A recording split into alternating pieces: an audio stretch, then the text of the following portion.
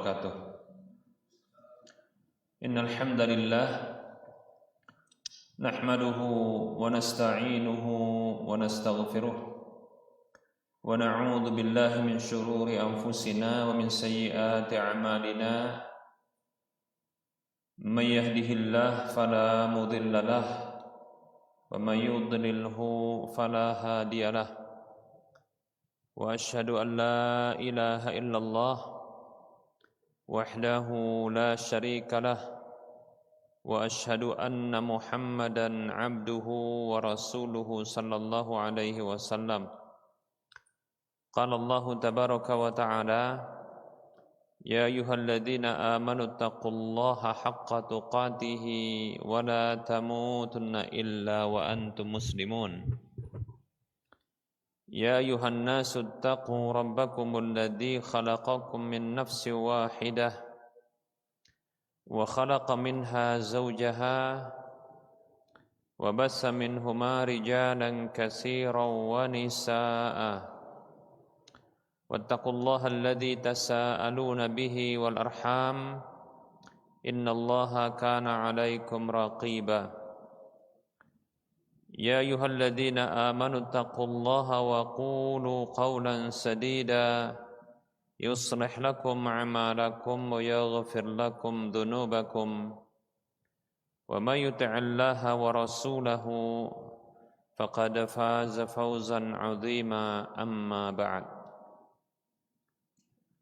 Fa inna asdaqal hadisi kitabullah wa khairal huda huda Rasulillah sallallahu alaihi wasallam wa syarral umuri muhdatsatuha wa kullu muhdatsatin bid'ah wa kullu bid'atin dhalalah wa kullu dhalalatin finnar. Para hamba Allah rahimani wa rahimakumullah, segala puji hanya untuk Allah tabaraka wa ta'ala atas semua nikmat yang Allah berikan. Salawat dan salam kita ucapkan untuk Rasulullah sallallahu alaihi wasallam. Semoga Allah tabaraka wa ta'ala senantiasa memberikan taufik dan hidayah kepada kita agar kita senantiasa berada di atas ketaatan kepada Allah dan Rasul-Nya. Baik para hamba Allah rahimani wa rahimakumullah, kita lanjutkan bahasan fikih haji dan umrah, dan ini sudah berlalu pembahasan fikih haji dan fikih umrah. Tersisa pelengkapnya, yaitu terkait dengan tempat-tempat yang termasuk ya situs Islam yang kiranya perlu bagi kita untuk mengetahuinya. Para hamba Allah rahimani wa rahimakumullah, di antaranya adalah Gunung Uhud. Baik para hamba Allah rahimani wa rahimakumullah, di antara situs Islam, destinasi ya yang ini menjadi sejarah dalam Islam. Bahkan Gunung Uhud ini disebutkan ya beberapa kali oleh Nabi Shallallahu alaihi wasallam dalam beberapa kesempatan. Bahkan ada keutamaan terkait dengan Uhud ini, Gunung Uhud. Tapi perlu kita ketahui ya, Gunung Uhud ini ya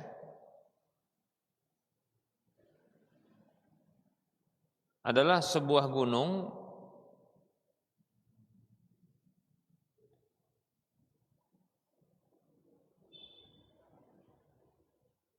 yang panjangnya ini ada di sekitar Madinah ya. Maksudnya tapi di luar wilayah Madinah. Uhud ini berada di luar Madinah.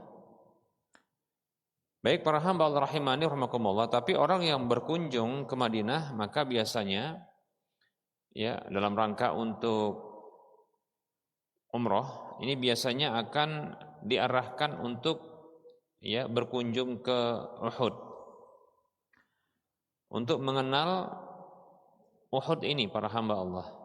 Uhud ini adalah sebuah gunung atau bukit, kita katakan gunung atau bukit yang panjangnya sekitar 7 kilometer, lebarnya kurang lebih 2 sampai 3 kilometer dan tingginya kurang lebih sekitar 1077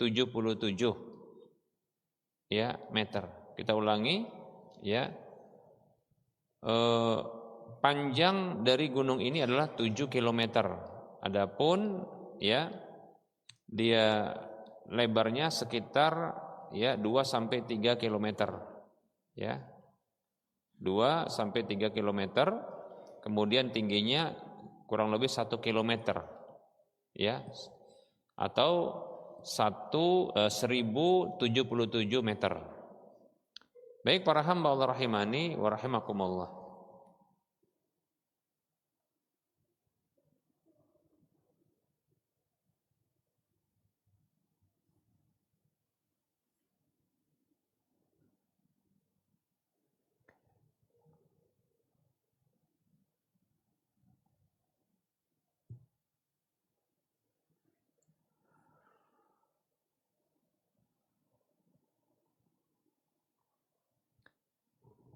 Kita akan mencoba untuk mengetahui apa sih keutamaan Gunung Uhud ini, sehingga kok ada program setiap travel itu untuk berkunjung ke Gunung Uhud ini. Baik para hamba Allah rahimani wa rahimakumullah. Nabi SAW ini pernah beliau pernah berada di atas Gunung Uhud ini. Nabi pernah berkunjung ya ke Gunung Uhud ini. Bahkan kunjungan beliau ketika itu bersama dengan beberapa sahabat yang lain.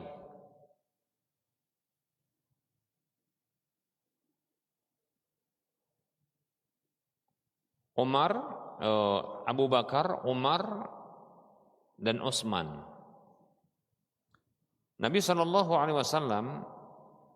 pernah mengunjungi ya Uhud, bahkan berada di atasnya bersama dengan 3 sahabat beliau, yaitu Abu Bakar, Umar, dan Utsman radhiyallahu anhum ajma'in. Baik para hamba Allah rahimani wa rahimakumullah. Ketika beliau berada di atas Gunung Uhud ini, tiba-tiba gunung ini bergetar. Gunung ini bergetar, seolah-olah ya dia ini gempa, ya mengalami gempa. Baik para hamba Allah rahimani wa rahimakumullah, lalu Nabi SAW pun bersabda, "Usbut ya Uhud, tenanglah wahai Uhud. Fa inna ma'alaika nabiyyun wa siddiqun wa syahidani." Usbut ya Uhud, tenang wahai Uhud, ya. Karena sesungguhnya di atasmu ada seorang nabi dan ada seorang yang jujur imannya, itu siddiq, dan 2 orang yang mati syahid. Baik para hamba Allah rahimani wa rahmakumullah. Ini hadisnya sahih ya.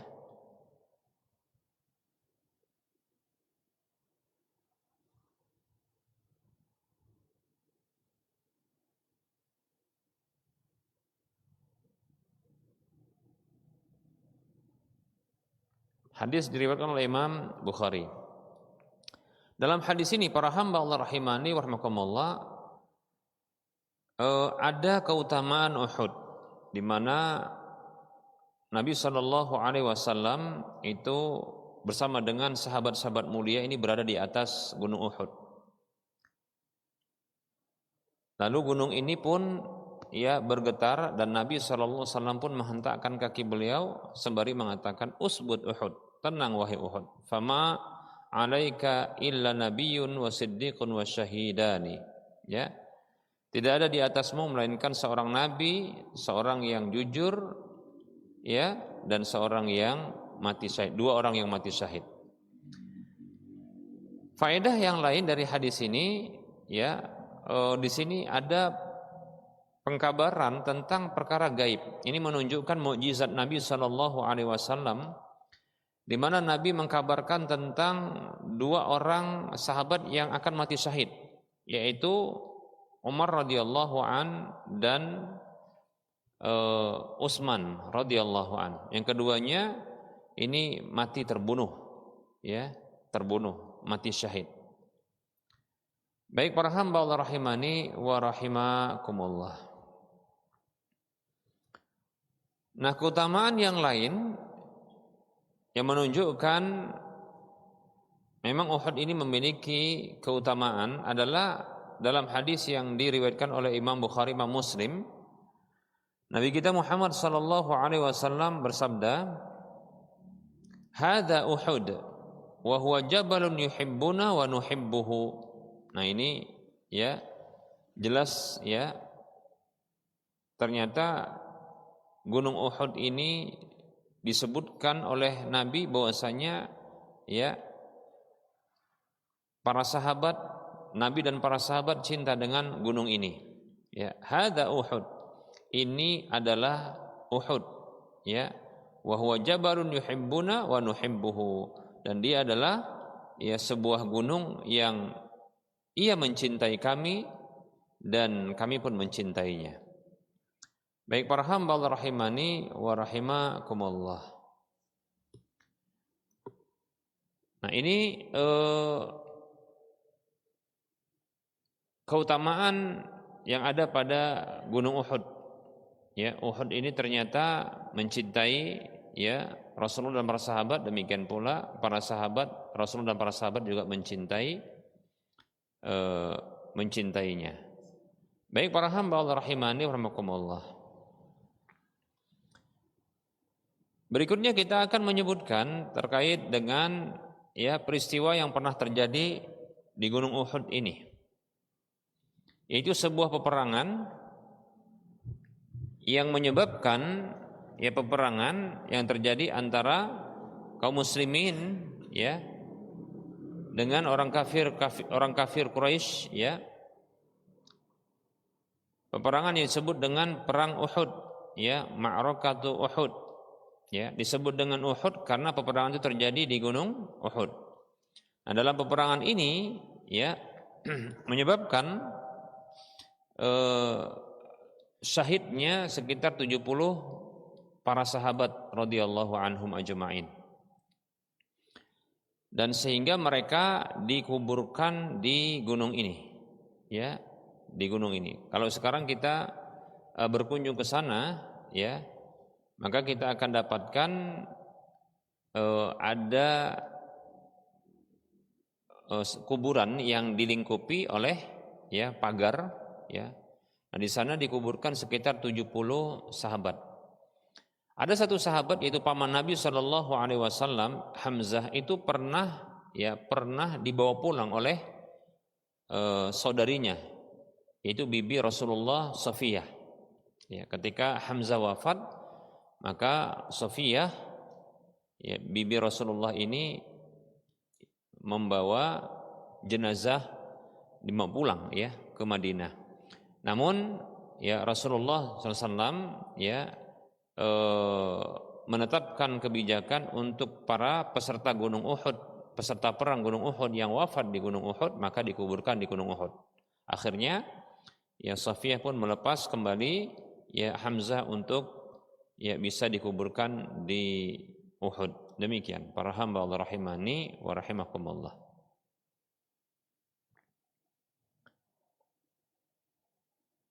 Baik para hamba Allah rahimani wa rahimakumullah. Maka siapapun yang ingin berkunjung ke ya Gunung Uhud ini, ya maka tidak mengapa para hamba Allah. Bagi orang yang datang ke Madinah, ya, bagi orang yang datang ke Madinah, maka tidak mengapa untuk berziarah, berkunjung ke Gunung Uhud, ya. Demikian pula, ya, untuk berziarah ke makam Baqi ya dan makam yang ada di Gunung Uhud, tidak mengapa, bukan merupakan larangan. Ya, bahkan Nabi SAW pernah mengatakan, ya, kuntu nahaitukum an ziyaratil quburi fazuruha. Ya, dulu aku pernah melarang kalian ya dari ziarah kubur, namun sekarang berziarahlah.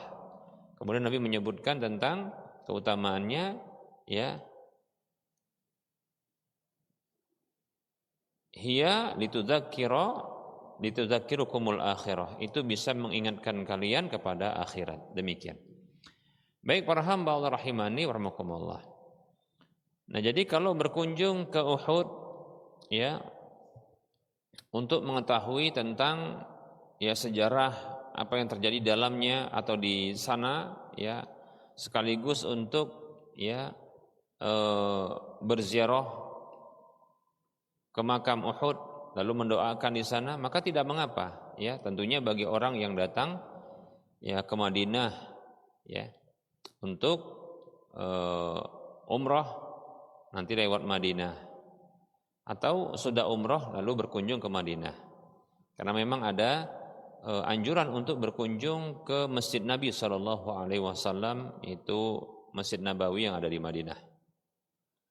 Maka tidak mengapa untuk berziarah atau berkunjung ke Baqi ataupun ke Gunung Uhud, tidak ada larangan demikian. Tapi kalau mengkhususkan perjalanan yang jauh, ya, untuk beribadah, ya, berletih-letih ini ke Baqi atau ke Gunung Uhud tanpa ada keinginan mau ke Masjid Nabawi, ke Madinah, maka ini sebuah kesalahan, ya, seperti ini. Baik para hamba Allah rahimani wa rahimakumullah. Hanya saja wajib, ya, untuk ya waspada dan berhati-hati jangan sampai melakukan hal-hal yang terlarang di kuburan. Ya, seperti ngalap berkah contohnya, ya, tabarukan ngalap berkah, ya, dengan membawa pasir atau batu-batunya, ya, lalu dijadikan nanti jimat. Nah, seperti itu. Atau berdoa minta kepada penghuni kuburnya karena dianggap mungkin ini adalah walinya para wali karena para sahabat, ya, perintis Islam kalau dikatakan, ya, perintis Islam, ya, pertama sekali generasi awal dari Islam yang tentunya mereka ini adalah, ya, orang-orang hebat, tokoh-tokoh hebat, ya, lalu dianggap sebagai wali lalu memohon atau meminta kepada penghuni kubur, maka ini merupakan kesyirikan, tidak boleh, ya, minta tolong atau beristighosah, minta dihindarkan dari keburukan kepada penghuni kubur, maka ini tidak boleh siapapun, ya, karena yang berhak untuk dimintai kemudian, ya,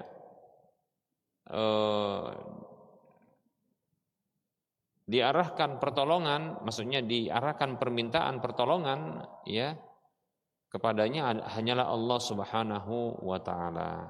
Baik para hamba Allah rahimani wa rahimakumullah.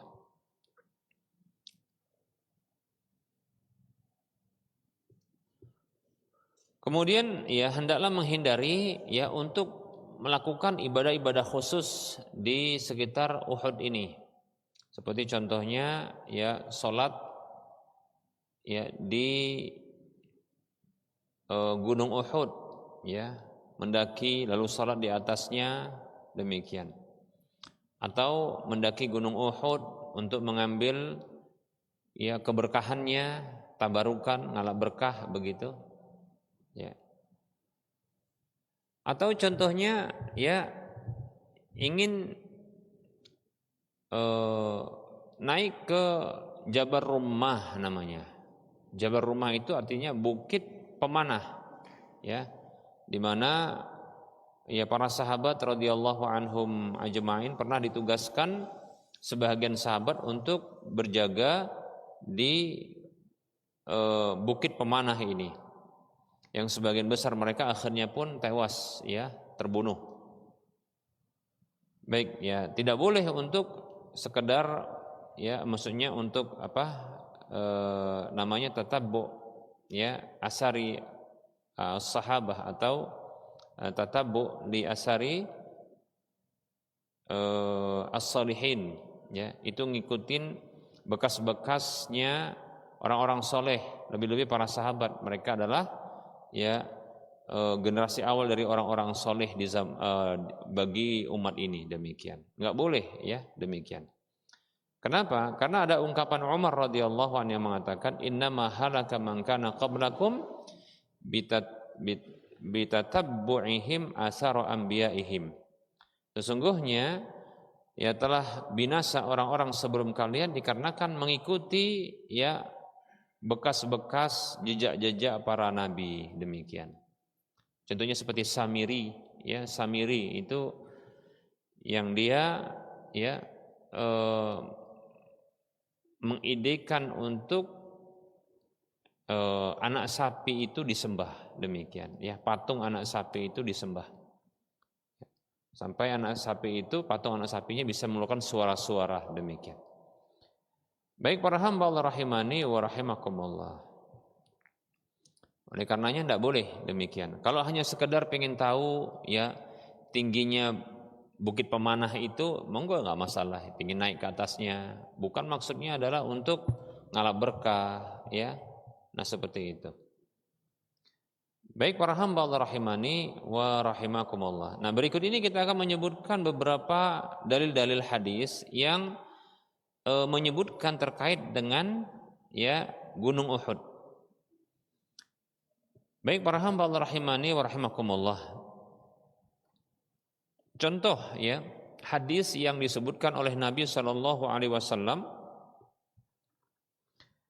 yang ada penyebutan Gunung Uhudnya. Seperti contohnya adalah hadis yang dikeluarkan oleh Imam Bukhari dan Muslim. Nabi mengatakan man syahidal janazata hatta yusalli 'alaiha falahu qiratun wa man syahidaha hatta tudfana falahu qiratani. Ya. Qila wa mal qiratani ya Rasulullah? Qala mithlul jabalainil 'azimain. Dan yang lain dari riwayat Muslim kalau tidak salah disebutkan mithlu ya Jabali Uhud, ya mislu Jabali Uhud. Ya. Baik para hamba Allah rahimani wa rahimakumullah. Disebutkan dalam riwayat Ibnu Majah al-qiratu a'dhamu min Uhudin hadza, ya. Nabi SAW bersabda yang artinya siapa saja yang menyaksikan menghadiri jenazah sampai mensolatinya maka dia mendapatkan 1 qirat. Dan siapa saja yang menghadiri jenazah sampai dikebumikan maka dia mendapatkan 2 qirat. Lalu ada yang bertanya ya kepada Rasulullah SAW, apa itu 2 qirat? Maka Rasul mengatakan itu seperti 2 gunung yang besar. Demikian. Lalu disebutkan dalam hadis riwayat Muslim kalau tidak salah disebutkan ya itu seperti Uhud. Dalam riwayat Ibnu Majah disebutkan walladzi nafsu Muhammadin biyadihi sallallahu alaihi wasallam al-qiratu a'dhamu min Uhudin hadza. Ya. 1 qirat itu lebih besar daripada gunung Uhud ini, demikian. Ya, baik para hamba Allah rahimani wa rahimakumullah. Nah, ini ada penyebutan Gunung Uhud ya untuk membandingkan amal ya. Bandingkan amal ya seseorang kalau dia sholat jenazah atau mengikuti jenazah sampai ke pekuburan maka ada pahala ya 2 qirat, demikian. 1 qirat masing-masingnya. Ada hadis yang lain para hamba Allah rahimani wa rahimakumullah terkait dengan Gunung Uhud juga. Yaitu Rasulullah pernah bersabda terkait dengan apa yang terjadi pada Abdullah bin Mas'ud radhiyallahu anhu. Ketika Abdullah bin Mas'ud itu berada di sebuah tempat atau berada di sebuah tempat kalau nggak salah ya, itu tidak tahu apakah dia tempatnya agak tinggi ya, apakah pohon ataukah kendaraan.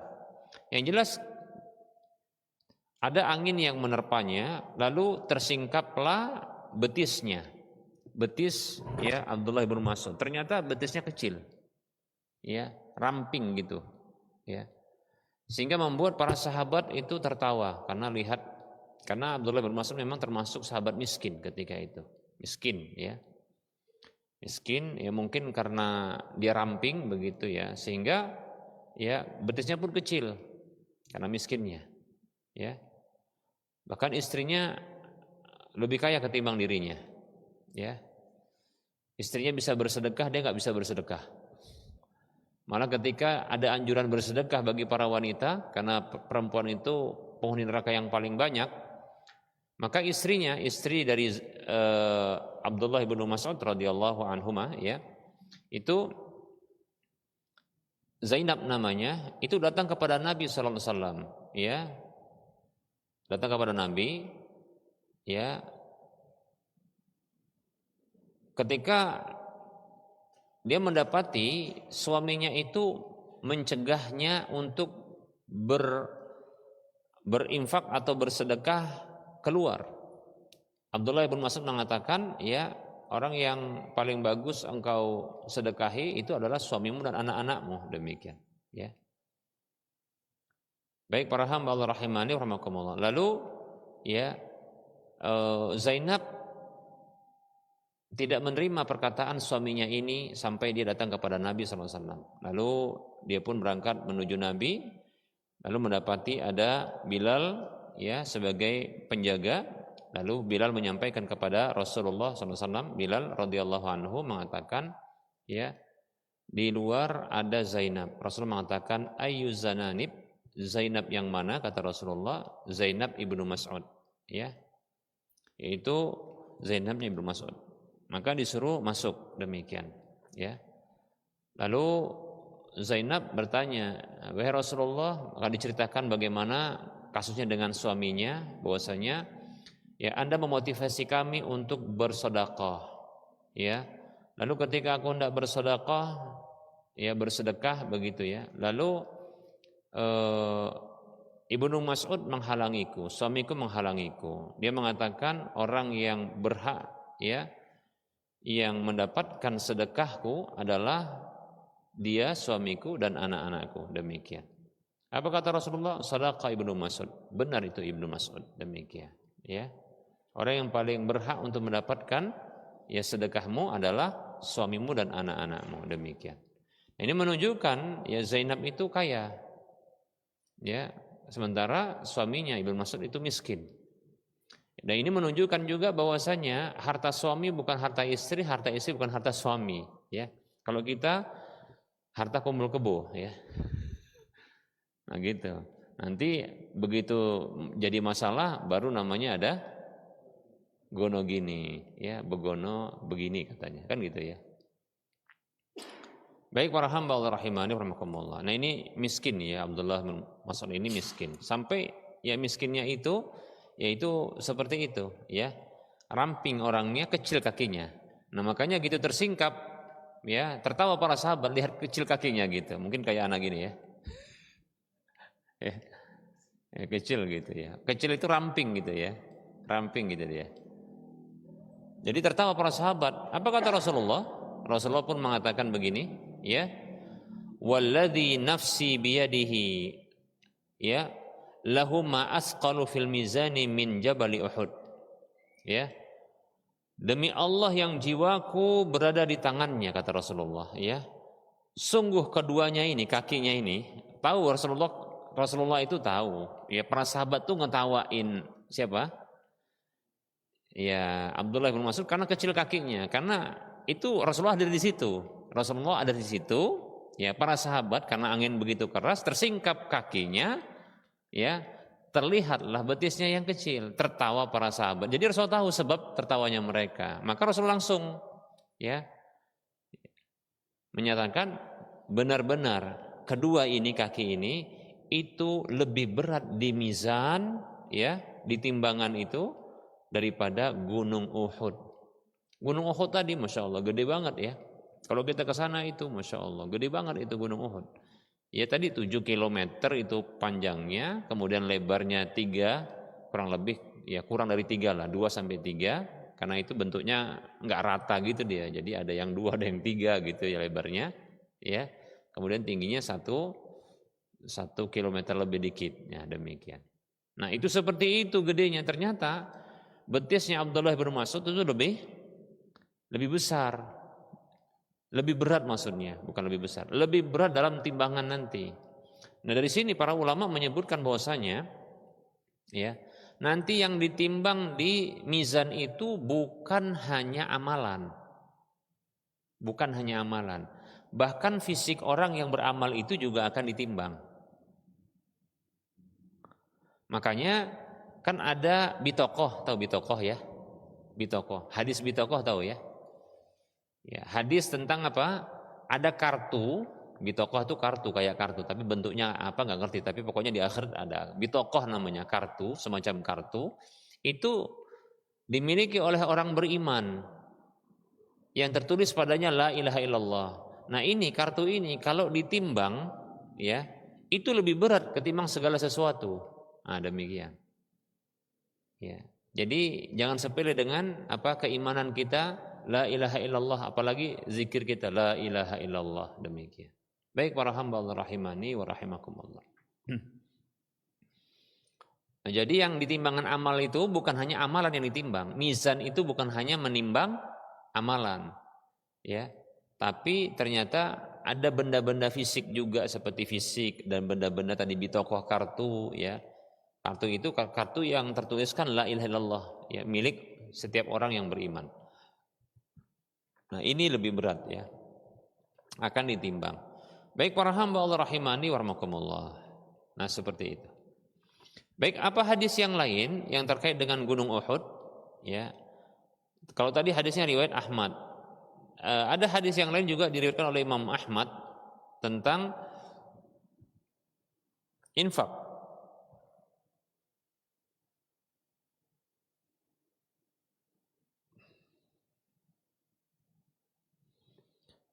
Rasulullah bersabda sallallahu alaihi wasallam, "Walau kana laka Jabal Uhudin au mislu Jabal Uhudin dhahaban anfaqtahu fi sabilillahi ma qabilahu Allahu minka hatta tu'mina bil qadari."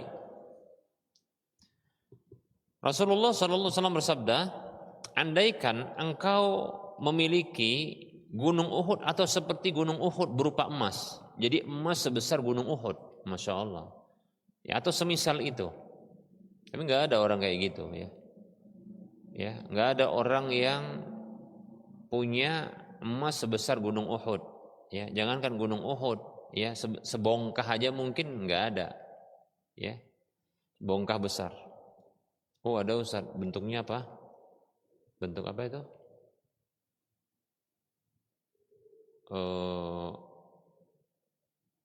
Lempengan apa? Logam. Hah? Batangan, ya, mas batangan. Wah, ada juga sih, ya, orang yang punya gitu. Tapi kalau kita katakan sebesar atau seberat gunung itu udah ada, ya. Kata Rasulullah SAW, ya, andaikan pun engkau memiliki gunung Uhud atau seperti gunung Uhud berupa emas yang engkau infakkan di jalan Allah, Allah tidak akan menerimanya darimu sampai engkau beriman kepada takdir. Lihat ini, ya. Ini menunjukkan pentingnya iman kepada takdir. Jangan sampai kita mengingkari, ya, takdir. Ya. Nah, seperti orang-orang Qadariyah yang mereka menolak takdir. Ya. Allah Subhanahu wa taala, ya, tidak Allah Subhanahu wa taala menolak takdir, yaitu Allah tidak menciptakan, ya, perbuatan-perbuatan para hamba, demikian. Baik para hamba Allah rahimani wa rahimakumullah.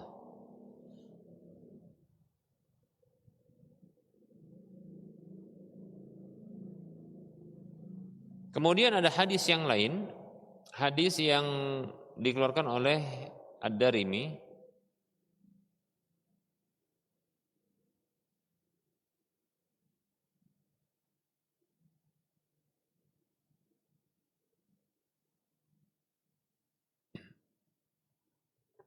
Rasulullah bersabda sallallahu alaihi wasallam, "Ma yasurruni anna jabala Uhudin li zahaban amutu yawma amutu indi dinarun aw nisfu dinarin illa li gharimin."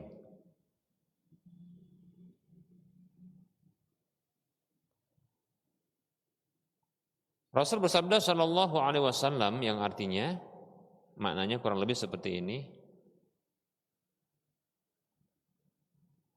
Tidaklah menggembirakanku bahwasanya aku punya emas seberat gunung Uhud atau sebesar gunung Uhud. Yang aku mati di hari aku mati di sisiku ada 1 dinar atau setengah dinar. Kecuali itu untuk gharimin, yaitu orang yang berhutang, demikian. Ini menunjukkan para hamba Allah motivasi untuk membebaskan orang dari kesulitan. Baik para hamba Allah rahimani wa rahimakumullah.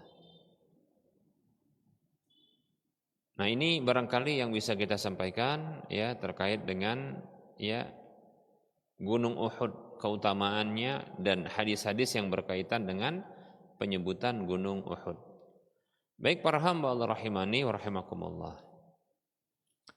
Insyaallah taala kita akan menyinggung terkait dengan tempat-tempat yang dikunjungi yang lainnya, insyaallah taala kita akan sebutkan pada pertemuan yang akan datang.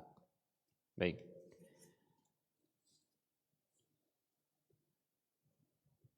Kita buka sesi soal jawab, bagi yang mau bertanya dipersilahkan. Ya, silakan.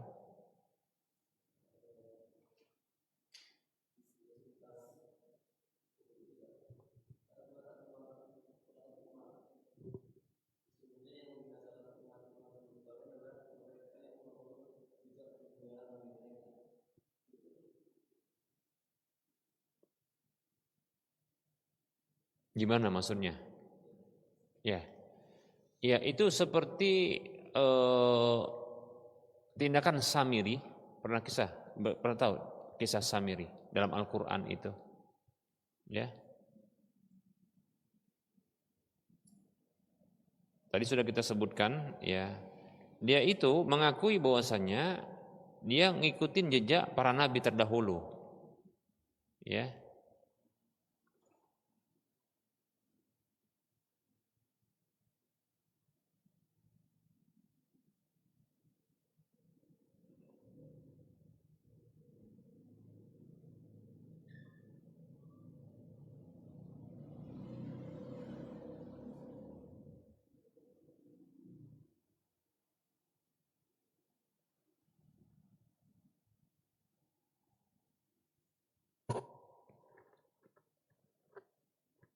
Nah, kita lihat kisahnya, ketika dia diinterogasi oleh Nabi Musa alaihissalam, dalam surah Toha ayat yang ke-95 dan seterusnya, 96, 97.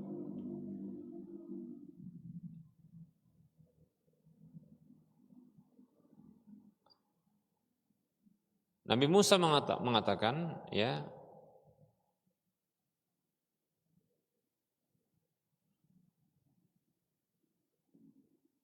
A'udzu billahi minasyaitonir rajim. Qala fama khatbuka ya Samiri? Qala basartu bima lam yabsuru bihi faqabattu qabdatan min atharir rasul fanabadtuha wa kadzalika sawwalat li nafsi. Nabi Musa mengatakan, apa yang mendorongmu untuk melakukan hal itu, wahai Samiri? Apa itu? Yaitu tindakannya, yaitu fa akhraja lahum ijlan jasadan lahu khuwar. Faqalu hadza ilahukum wa ilahu Musa fanasi.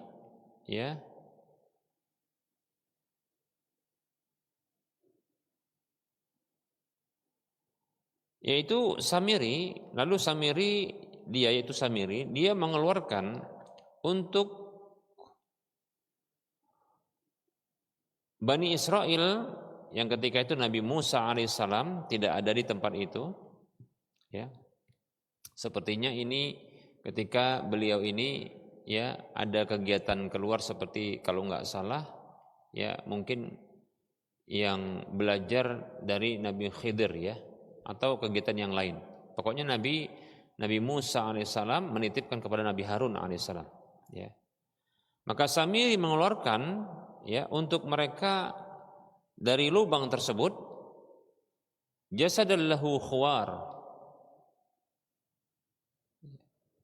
yaitu ijlan jasadan lahu khuwar, yaitu anak sapi yang berbentuk yang memiliki khuwar, yaitu suara sapi itu. Faqalu, maka mereka pun berkomentar, hadza ilahukum, ini Tuhan kalian, wa ilahu Musa fanasi, ya. Dan itu Tuhannya Musa, ya. Namun dia lupa, ya. Di ayat setelahnya, afala yarawna alla yarji'u ilaihim qawla wa la yamliku lahum darra wa la naf'a.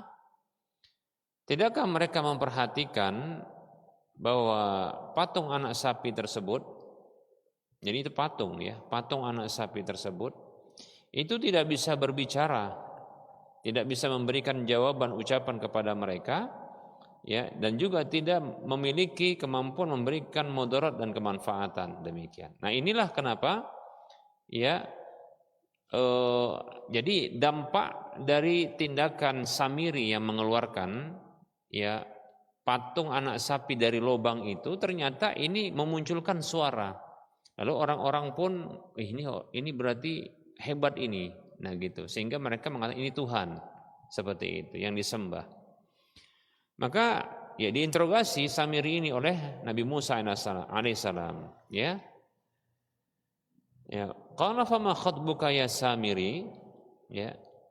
Nabi Musa alaihissalam mengatakan, ya apa yang mendorongmu untuk melakukan hal itu, hai Samiri? Qala basartu bima lam yabsuru bihi. Maka ia mengatakan, aku mengetahui sesuatu yang mereka tak tahu.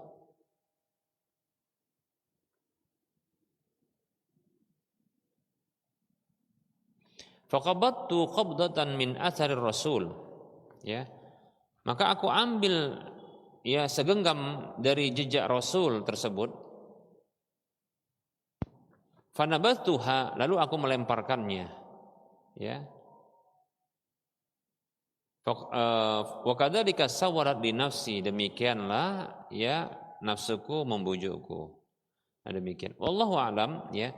Ada beberapa tafsiran terkait dengan hal ini. Apakah tadi jejak para rasul tersebut ya untuk membentuk patung tadi itu maksudnya adalah tanah yang dipijak oleh para nabi. Nah, begitu.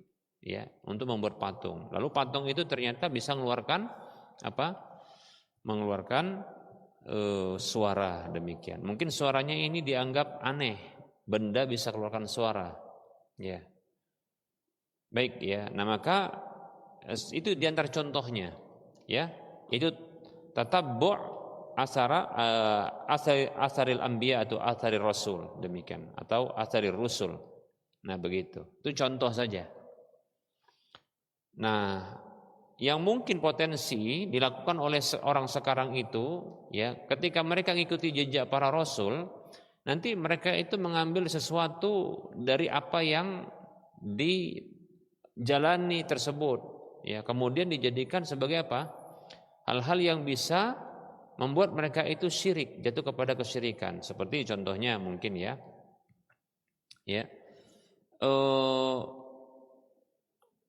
Rasulullah SAW itu pernah sholat di sebuah pohon atau berkumpul di bawah pohon, di sebuah pohon, yaitu pohon di mana terjadinya bai'atur ridwan. Pernah dengar ya? Nah, itu. Di masa Umar radhiyallahu an, ini dijadikan oleh orang apa? Tempat yang dikunjungi. Ya, di masa Umar ketika jadi khalifah. Ya, dikunjungi, di sana mereka melakukan apa? tindakan-tindakan yang ini bisa menimbulkan pengagungan kepada pohon tersebut. Akhirnya ditebang sama Umar, ditebang sama Umar. Demikian. Ya, Umar punya komitmen demikian, ya, bahwasanya orang-orang terdahulu sebelum ya umat Rasulullah ini itu celaka dan binasa karena hal-hal seperti ini. Nah, gitu. Jadi pokoknya celah-celah yang potensi untuk memunculkan kesyirikan, maka ini disebut, ya, walaupun itu peninggalan atau jejak para rasul, nah ini bisa memunculkan kesyirikan.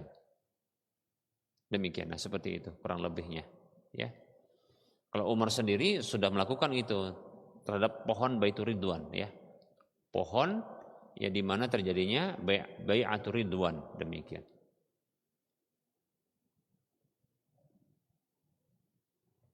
Pohonnya nggak salah memang, ya, tapi tindakan orang di situ dengan keberadaan pohon itu menyebabkan apa? Orang berbuat syirik, akhirnya ditebang.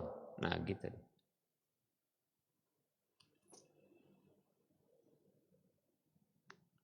Baik para hamba Allah rahimani wa rahmakumullah. Baik, ada yang lain?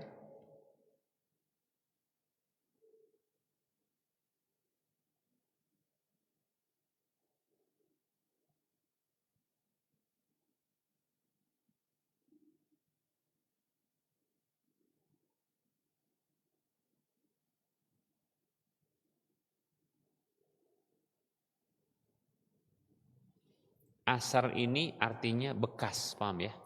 Bekas. Bekas jejak gitu artinya. Asar.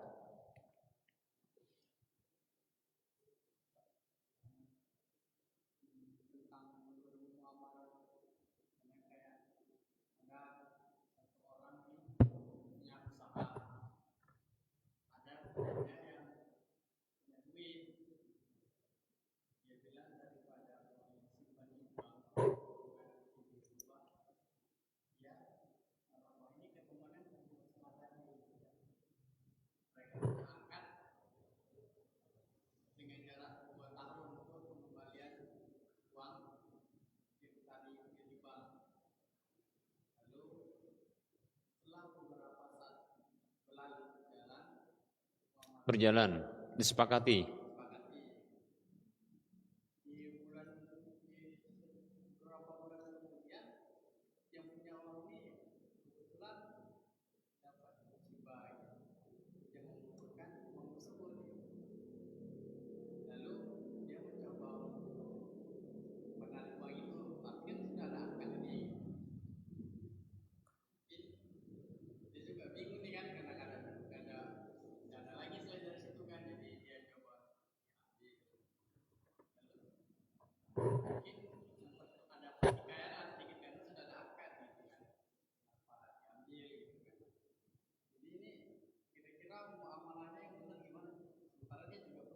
Baik.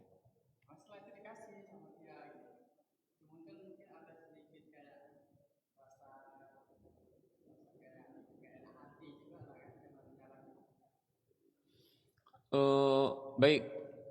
Jadi pertanyaannya adalah ada dua orang yang bersepakat untuk melakukan akad musyarakah,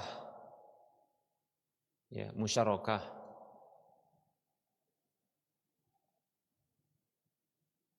atau nama lainnya mudharabah atau qirat namanya, ya, dengan satu pemodal. Dia pemodal tunggal sudah ada. Oh ya, berarti ini berarti masuk modal baru, ya, masuk modal baru. Baik.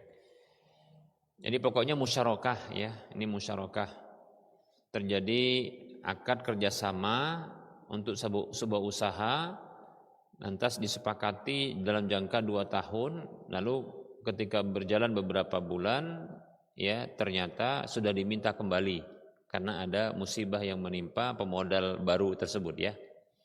Bagaimana hukumnya? Nah, seperti ini, inilah butuhnya untuk mengetahui fikih muamalah juga, agar di sini bisa saling memaklumi. Jadi para ulama mereka berbeda pendapat memang terkait dengan hukum musyarakah, ya musyarakah ini. Apakah dia akadnya adalah lazimah ataukah dia jaizah? Ya. Akad lazim maksudnya adalah akad yang dia mengikat tidak boleh dibatalkan sepihak. Tuh ya. Kalau dia jaizah akadnya boleh, maksudnya boleh dibatalkan sepihak. Demikian. Para ulama berbeda pendapat. Pendapat yang kuat wallahu taala alam, musyarakah ini termasuk akad yang jaiz. Itu akad yang boleh untuk dibatalkan sepihak. Hanya saja tidak boleh memudaratkan. Nah, gitu dia. Mestinya tadi bagi pengelola dana tersebut ketika pihak pihak pemilik modal tersebut membatalkan sepihak, ya karena apalagi ada sebab ya, karena musibah butuh dana, ya maka sudah begitu diputuskan, maka iya diputuskan. Cuma ya di situ harus dilihat ketika modal itu sudah berubah menjadi benda, kan bisa jadi kan menjadi benda itu, dibelikan ini dan itu, maka jangan dipaksa untuk cepat dikembalikan, karena kan bisa jadi dia nggak punya modal cash untuk itu, karena sudah dalam bentuk benda, maka nunggu benda itu bisa laku, contohnya gitu baru. Artinya masing-masing pihak ini, baik itu pemodal maupun pengelola, itu jangan ngotot. Yang satu mungkin dia ngototnya kembalikan modalku dengan alasan saya itu berpendapat ini tidak mengikat akadnya atau saya butuh. Yang satu jangan pula dia ngotot juga dengan mengatakan kita kan harus sesuai dengan kesepakatan 2 tahun ya 2 tahun, nah gitu ya. Maka nggak harus begitu juga. Maka di sini harus ditemukan titik temu di tengah. Apa itu? Ya, begitu dibatalkan maka sikapi dengan ya ini boleh dibatalkan. Cuma jangan harus segera, ya harus ada segera, karena kalau ada bisa dikembalikan, kalau tidak ya jangan sampai memudaratkan orang lain. Jangan sampai contohnya uang yang contohnya ini keuntungan dari bisnis yang lain bagi pengelola tersebut harus membalikannya. Ya. Nah ini bisa mematikan bisnis yang lain contohnya gitu kan. Nah jadi nggak begitu. Artinya begini, apabila modal tersebut sudah dalam bentuk, kalau modalnya itu belum dalam bentuk apapun masih berupa uang, kembalikan cepat, paham ya. Tapi kalau sudah berubah menjadi benda karena sudah diberikan benda ini dan itu, maka tunggu laku dulu bendanya, paham ya. Atau nunggu berjalan dulu beberapa waktu sampai nanti menghasilkan nominal omset katakan sebesar modal, nanti baru bisa dikembalikan. Nah gitu dia, bisa dipahami. Jangan dipaksa, harus ini, saya butuh, saya ketimpa musibah, enggak gitu juga. Namanya mudarat kalau begitu. La darara wa la dirar. Tidak boleh memudaratkan diri dan orang lain. Paham ya? Nah, seperti itu. Jadi ini pendapat yang pertengahan ya, yaitu dia akadnya adalah akad jaiz, itu akadnya boleh dibatalkan sepihak tapi tidak boleh memudaratkan, paham ya? Nah gitu.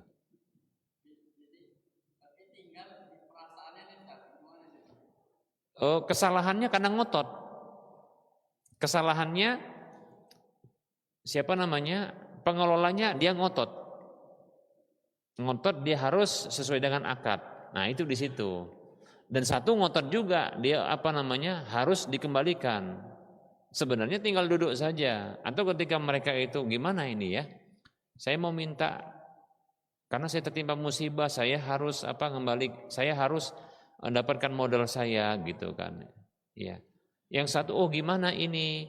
Sementara kita kan 2 tahun. Nah, maka kalau seperti ini mereka itu harus ya menghadirkan pihak pendamai. Siapa itu? Yang paham tentang syariat seperti ini gitu, untuk mendamaikan mereka sehingga nggak ada lagi tersisa hati yang tergesek-gesek. Begitu dia. Jadi akan sama-sama tahu nanti saya salah terlalu ngotot minta. yang satu salah ngotot harus sampai akhir akad yang disepakati. Nah begitu. Padahal mestinya nggak begitu kan gitu. Ya karena ngotot biasanya, sehingga dia pasti kalau ngotot ketat jadinya. Kalau ketat pasti dia benturannya keras. Kan gitu kan. Nah, padahal nggak harus gitu. Paham ya? Nah gitu.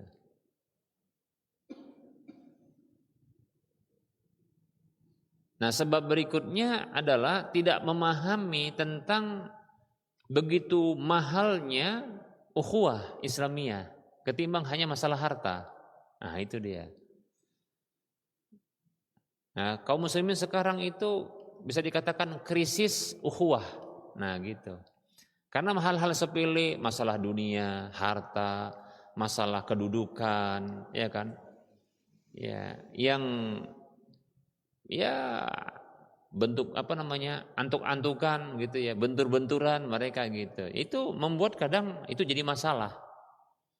Kalau mereka paham tentang besarnya nikmat ukhuwah persaudaraan sama muslim ini, nggak akan mau bentur-benturan, bahkan ngalah.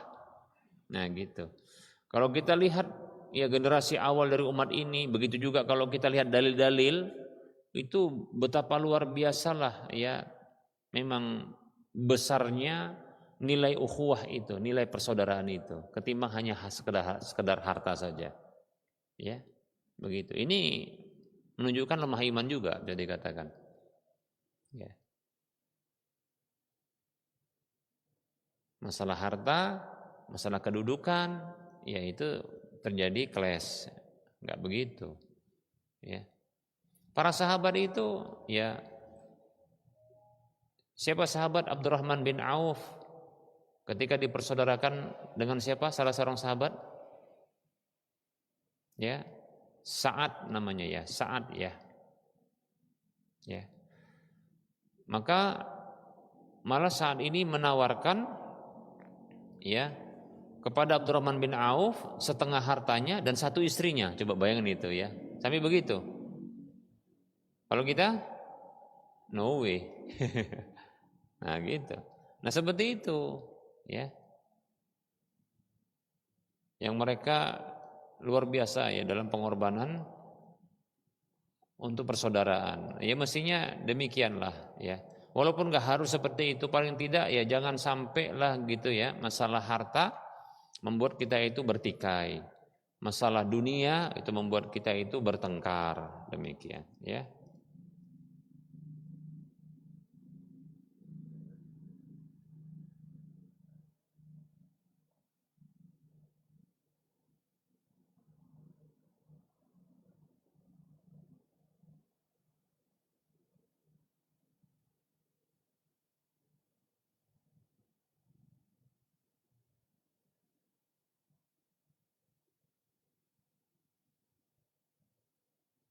Ya namanya Sa'ad bin Rabi' ya. Nah, itu. Baik para hamba Allah rahimani wa rahimakumullah. Baik, ini ada pertanyaan berikutnya.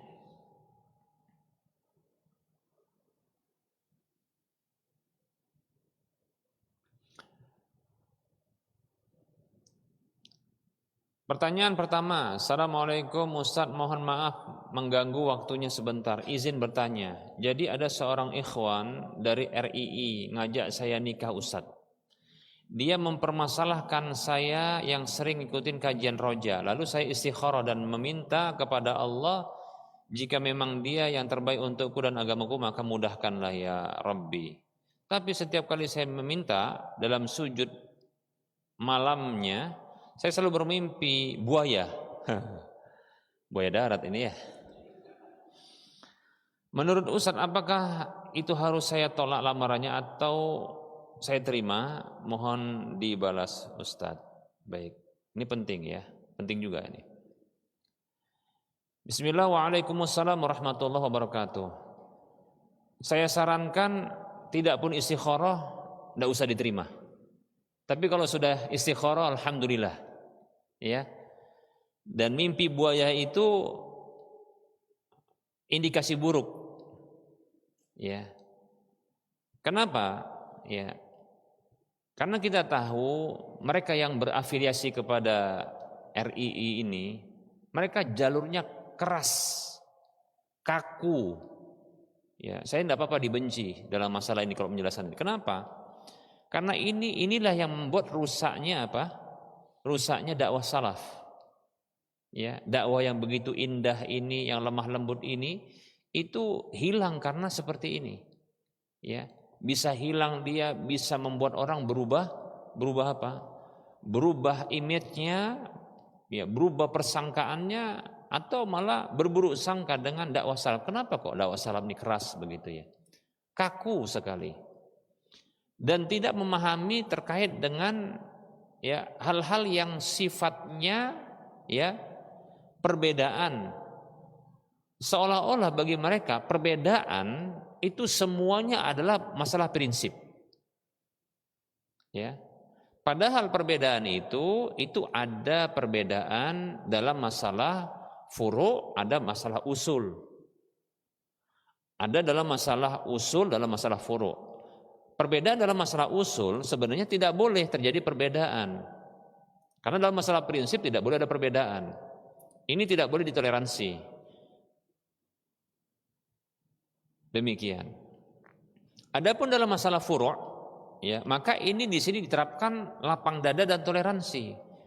Yang kita dapatkan dari sebahagian, ini belum semua ya, sebahagian saja permasalahan-permasalahan para ulama di sana mereka bertoleransi, mereka tidak bertoleransi, bahkan mereka membangun wala dan barok di sana.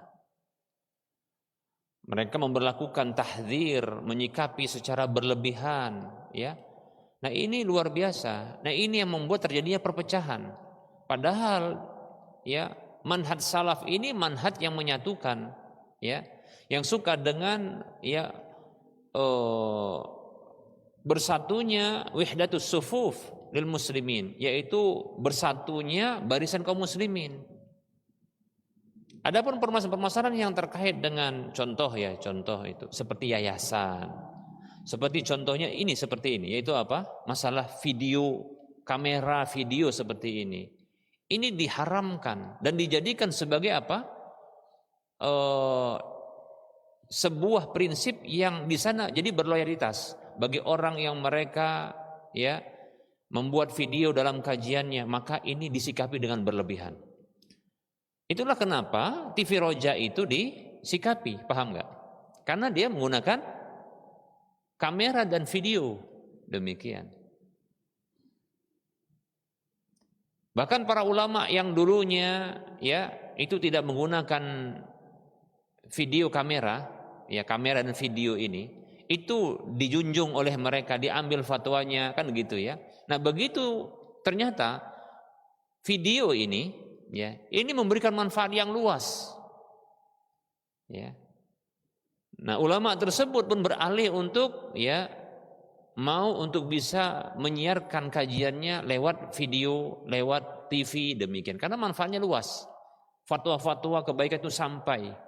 Seperti contohnya Syekh Saleh Fauzan, hafizahullah taala. Nah, ini ditinggalkan fatwanya. Nah, gitu. Kenapa? Oh, sudah nggak kepake lagi. Kenapa? Sudah masuk TV. Nah, gitu. Nah, ini rusak tidak? Model seperti itu. Ya. Nah, makanya saya katakan ya jangan ya. Saya katakan kalaupun seandainya tidak sholat istikharah untuk masalah ini, saya katakan sebaiknya tidak usah, ditolak saja. Karena bisa berdampak buruk dan sikap yang keras dan kaku. Ya. Yang bisa jadi memang awalnya bisa jadi mungkin tidak berpihak, tapi akhirnya nanti berpihak. Ya, namanya istri pasti ikut suami, kan gitu ya. Nah, seperti itu. Bukan tidak ada yang begitu. Ya. Seorang wanita yang menikah dengan salah seorang di antara mereka akhirnya bisa terikut. Demikian. Oleh karenanya saya tidak sarankan. Ya. Lebih-lebih karena sudah apa? Istikharah, salat istikharah, mimpi buaya kan gitu ya. Ya alhamdulillah, ya itu tanda buruk memang ya. Apalagi diceritakan begini itu menjadi benar itu, makanya jangan nikah. Nah, kenapa? Ya, kata Rasulullah, mimpi itu bagaikan kaki burung. Ya. Hinggapnya itu diceritakan, maka akan terjadi, paham ya? Ya kalau begitu, enggak usah cerita, daripada jadi buaya dia kan gitu ya. Demikian. Wallahu taala a'lam.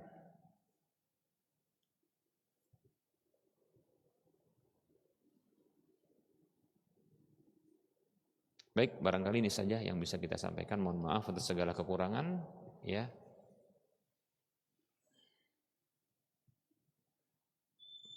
Insyaallah taala kita akan lanjutkan pada pertemuan yang akan datang. Wassallallahu ala Muhammad wa ala alihi wa ashabihi ajma'in. Subhanakallahumma wa bihamdika asyhadu an la ilaha illa anta astaghfiruka wa atubu ilaika walhamdulillahirabbil alamin. Assalamualaikum warahmatullahi wabarakatuh.